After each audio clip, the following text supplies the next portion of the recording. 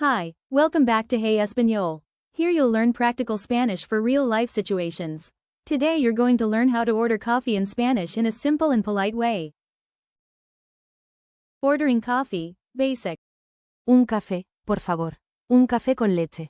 These are simple and common ways to order coffee in Spanish. Being polite when ordering. Por favor, gracias. Using these words makes your order more polite. Understanding the question. ¿Qué deseas? ¿Qué va a tomar? ¿Algo más? These are common questions you hear when ordering coffee. Mini dialogue, ordering coffee. Hola, ¿qué desea?